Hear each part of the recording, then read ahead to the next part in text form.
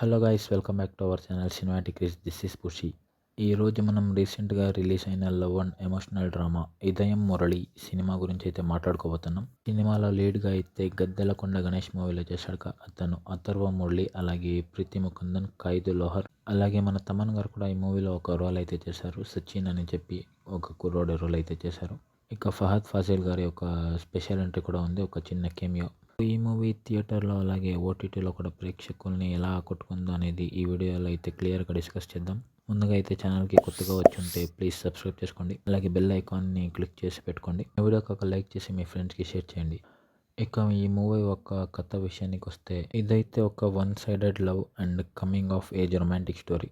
Hero చిన్నప్పటి నుంచి తన ప్రేమని ఎలా గుండెల్లో దాచుకున్నాడు, కాలంతో పాటు తన ప్రేమ అనుబంధాలను ఎలాంటి మలుపులు తిరిగాయి అనేదే ఈ మూవీ ఒక మెయిన్ పాయింట్.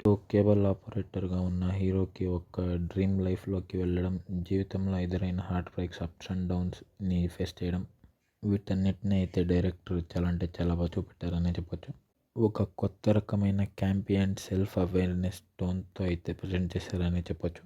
సో ముందుగా ఈ సినిమాలో ఉన్న మెయిన్ ప్లస్ పాయింట్స్ చూసుకుంటే, హీరోగా నటించిన అథర్వ గారు అయితే చాలా సిన్సియర్ అండ్ ఎమోషనల్ యాక్టింగ్తో ఆకట్టుకున్నాడని చెప్పొచ్చు. ఇక హీరోయిన్స్ ప్రీతి ముకుందన్ అండ్ ఖైదు లాహోర్, వీళ్ళిద్దరూ అయితే వాళ్ళ పాత్రకు తగ్గట్టు బాగానే చేశారని చెప్పొచ్చు.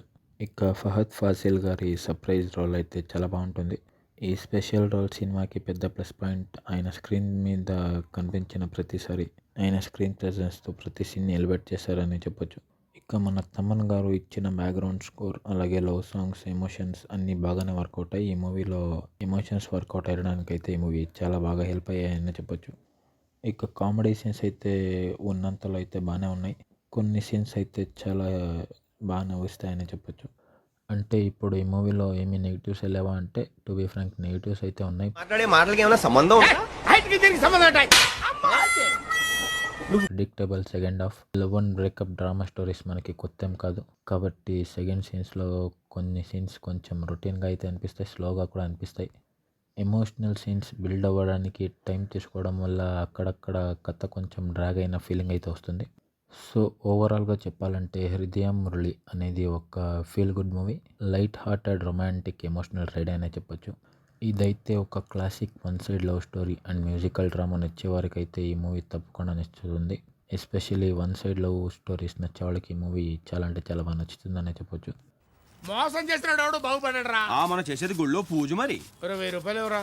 500 ఎవరా? 10 ఎవరా? మీలో ఈ సినిమా చూసిన వాళ్ళు ఉంటే మీకు ఈ సినిమా ఎలా అనిపించిందో అన్నది కామెంట్స్లో చెప్పండి. వీడియో నచ్చితే వీడియోకి ఒక లైక్ చేసి మీ ఫ్రెండ్స్తో షేర్ చేయండి. అలాగే మరిన్ని మూవీ డిస్కషన్ వీడియోస్ కోసం అయితే మన ఛానల్కి సబ్స్క్రైబ్ చేసుకోవడం మర్చిపోకండి. Thank you for watching. See you in next video. Signing off cinematic Ries.